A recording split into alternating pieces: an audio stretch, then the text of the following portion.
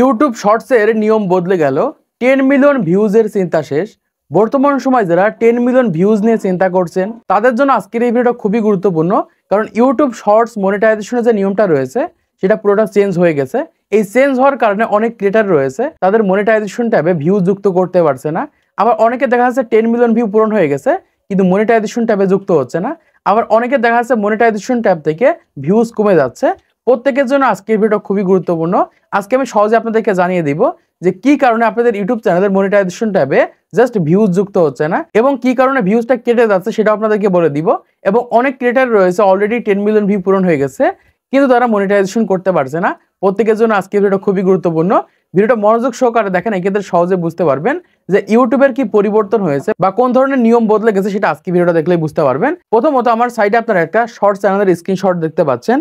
এখানে দেখতে পাচ্ছেন অলরেডি কিন্তু 15 মিলিয়ন ভিউজ কিন্তু পূরণ হয়ে গেছে। সে কিন্তু এক মাসেই 15 মিলিয়ন ভিউজ কিন্তু পূরণ করে ফেলেছে এবং 3 মিলিয়ন ভিউজের মাধ্যমে কিন্তু হাফ মনিটাইজেশন করে ফেলেছে।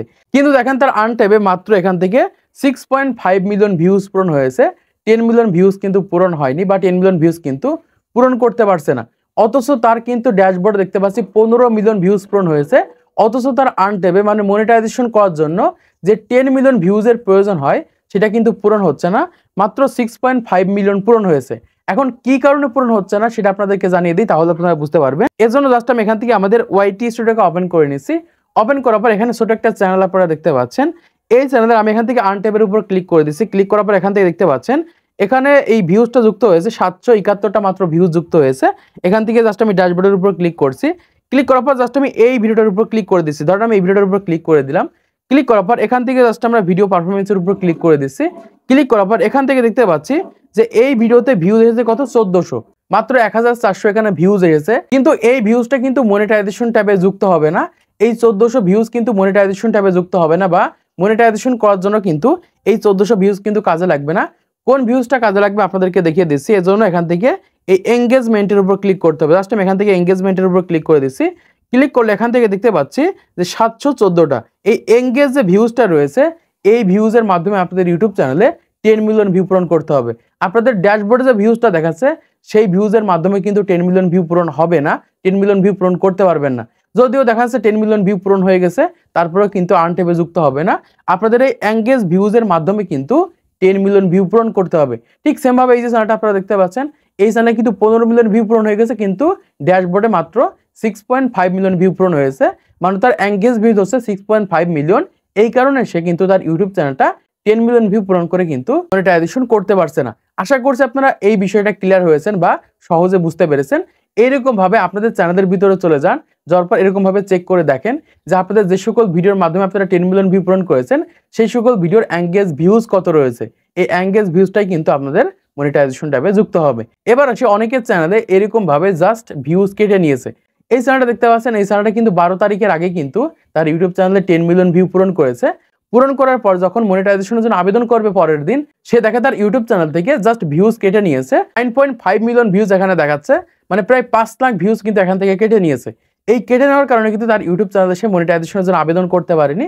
এখন সে যত দিন যাচ্ছে তত তার ইউটিউব চ্যানেল থেকে এই মনিটাইজেশন ট্যাব থেকে কি হচ্ছে, ভিউজটা কেটে নিচ্ছে। এখন সে কি কারণে মাইনাস হচ্ছে সেটা তোমাদেরকে জানিয়ে দিই। দেখুন এই ভিউজের নিচে কিন্তু সরাসরি বলা রয়েছে যে লাস্ট 90 দিনে আপনাদের ইউটিউব চ্যানেলে 10 মিলিয়ন ভিউ পূরণ করতে হবে। লাস্ট 90 দিনে, আজকের থেকে পিছনে 90 দিনের ভিতরে আপনাদের ইউটিউব চ্যানেলে 10 মিলিয়ন শর্ট ভিউজ পূরণ করতে হবে। তারপরে যে কিন্তু আপনাদের চ্যানেলটা মনিটাইজেশন করতে পারবেন, তাও আবার সম্পূর্ণ ভিউজটা এঙ্গেজ ভিউজের মাধ্যমে হওয়া লাগবে। এটা কিন্তু খুবই গুরুত্বপূর্ণ।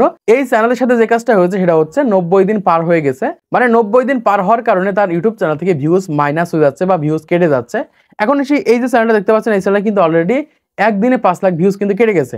আজকে থেকে পিছনে 90 দিনের ভিতরে তার ইউটিউব চ্যানেলে বর্তমান ভিউজ রয়েছে 9.5 মিলিয়ন এবং আজকে থেকে 90 দিন আগে যে ভিউজগুলো সে পেয়েছিল সেই ভিউজগুলো কিন্তু তার এখান থেকে মাইনাস হয়ে যাবে।